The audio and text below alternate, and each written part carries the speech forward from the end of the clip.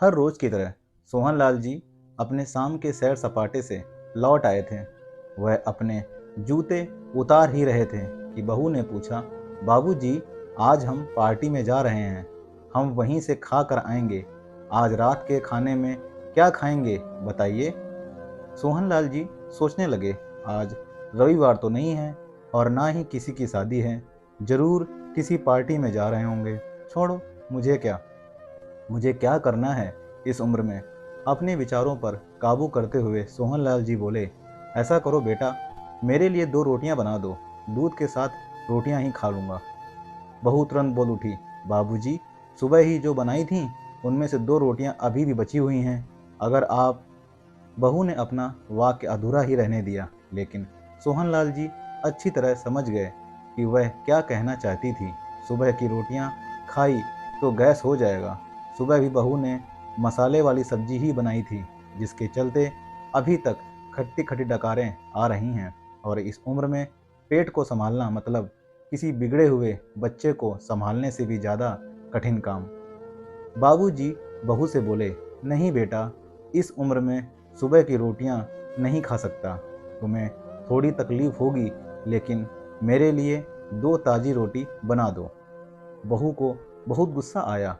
गुस्से में ही बड़बड़ाते हुए उठी, अब 2 रोटियां बनाओ या 10, काम तो उतना ही बढ़ेगा। आटा गूंदो, रोटियां बनाओ, किचन और बर्तन साफ करो। इन्हें क्या है, इन्हें सिर्फ ऑर्डर देना है। काम तो मुझे करना पड़ता है ना। बस दिन रात इनकी ही सेवा करते रहो। बहू के बोल सोहनलाल के कानों पर पड़ रहे थे। हे भगवान, सिर्फ 2 रोटियां बनाने में इतनी तकलीफ। मैंने कोई 5 पकवान तो मांगे नहीं थे। उन्हें बहुत गुस्सा आ गया, लेकिन गुस्सा वहाँ किया जाता है जहाँ कोई सुनने वाला हो। उन्होंने अपना गुस्सा निगल लिया। अब तो उन्हें जितनी जल्दी गुस्सा आता था, उससे जल्दी चला भी जाता था। सोहनलाल जी को अपनी पत्नी की बहुत याद आई। कमला के जीते जी उन पर कभी बासी रोटी खाने की नौबत नहीं आई थी। उल्टा खाने में 10 चीज़ें और मिल जाती थीं।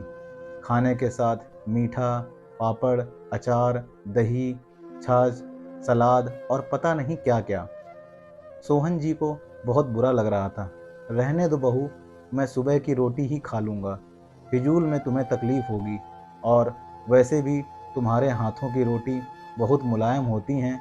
मुझे चलेगा। मेरी वजह से तुम लोगों को देर नहीं होनी चाहिए।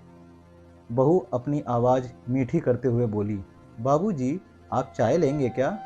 सोहनलाल जी अपने चाय पीने की इच्छा को दबाते हुए बोले, वैसे कोई खास इच्छा नहीं है चाय पीने की, मगर तुम अपने लिए बना रही हो तो मेरे लिए भी थोड़ी बना देना। हाँ बाबूजी, मैं अपने लिए बनाने वाली हूँ, आपके लिए भी बना देती हूँ। बोलकर बहू रसोई घर के अंदर चली गई। सोहनलाल जी खुद से ही बातें करने लगे, अभी तो लाखों की जायदाद है मेरे पास। यह घर भी मेरे नाम पर है और खाते में भी लाखों रुपए पड़े हैं।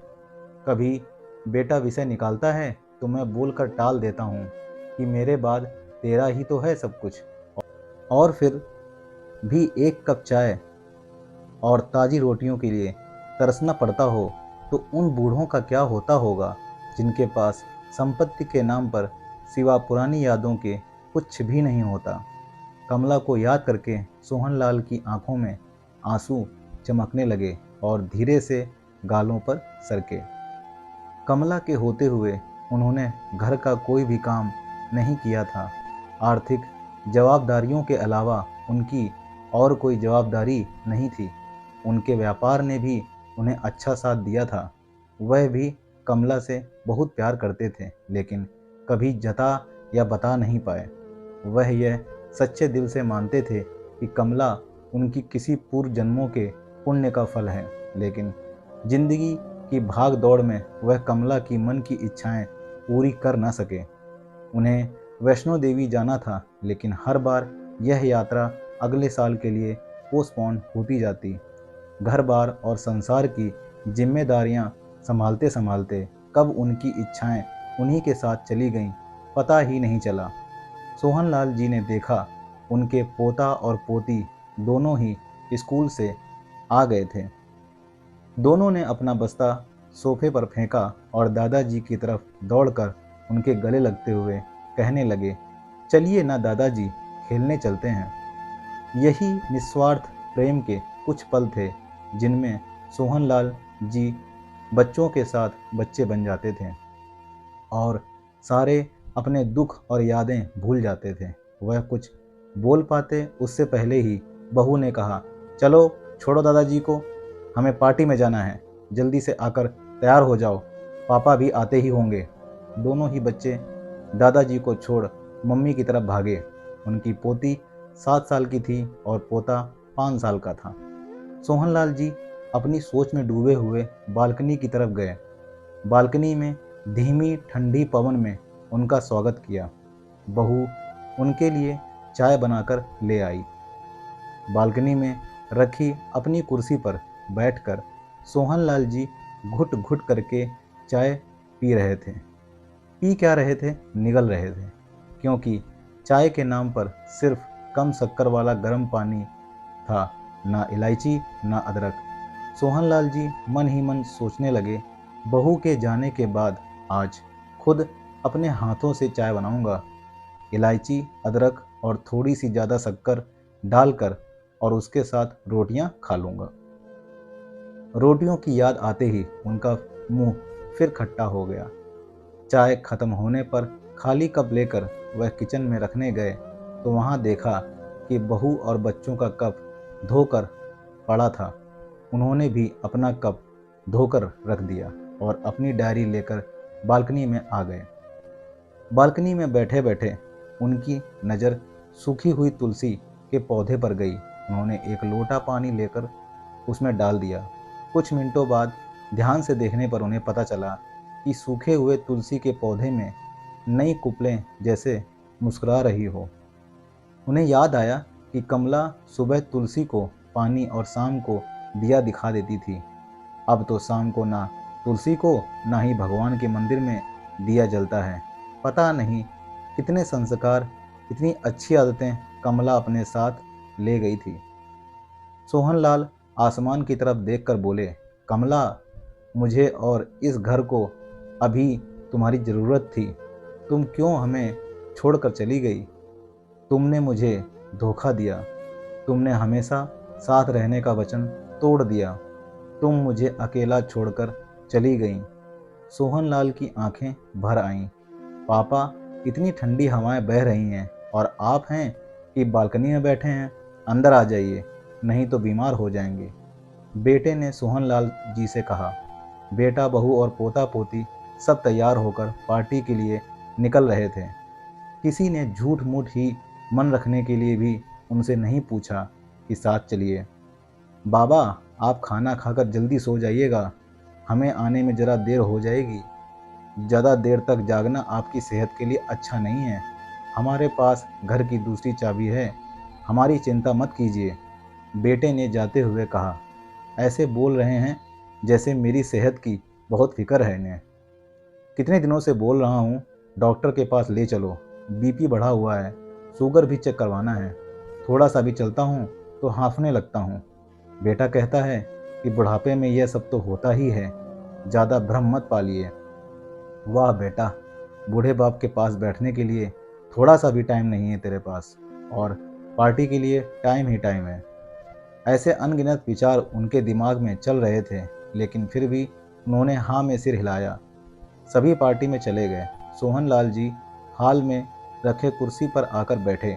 खाना खाने की अभी कोई इच्छा थी नहीं, इसलिए टीवी चालू की।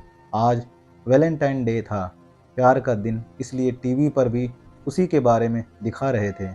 सोहनलाल जी की नज़र पास में रखे अपनी पत्नी की फ्रेम पर गई, जिसने लाल कलर की साड़ी पहन रखी थी।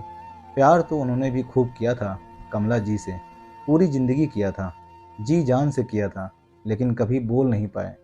टीवी पर दिखा रहे थे, लोगों ने लाल कपड़े पहन रखे थे, हाथों में लाल फूलों के गुच्छे लेकर वह ग्रीटिंग कार्ड्स की खरीदी कर रहे थे।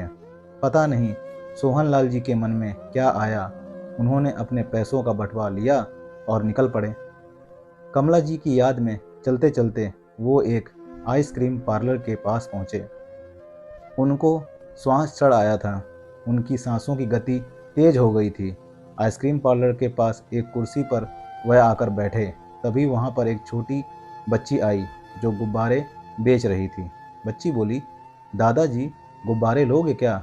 इतने ही बचे हैं, बिक जाएंगे तो जल्दी घर चली जाऊंगी। सोहनलाल जी ने देखा 10-12 रंग बिरंगे गुब्बारे थे।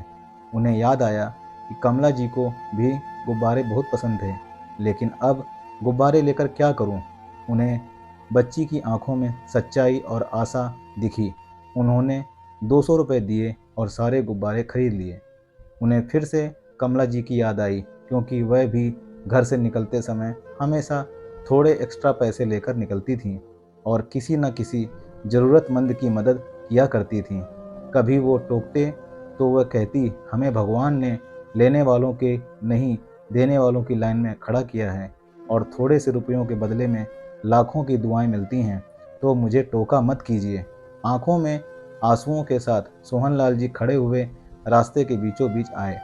उन्होंने आसमान की तरफ देखा, अपने हाथों में पकड़े गुब्बारे आसमान में छोड़ दिए और चिल्लाकर बोले, कमला, मैं तुमसे प्यार करता हूँ। उनके सांसों की गति बढ़ गई। उनका शरीर लड़खड़ाया और जमीन पर धड़ से गिर पड़े। आसपास के लोगों को कुछ भी पता चल पाए उससे पहले ही सोहनलाल जी ने इस मोह माया की दुनिया को अलविदा कह दिया। उन्हें अपनी पत्नी से मिलने की बहुत जल्दी जो थी।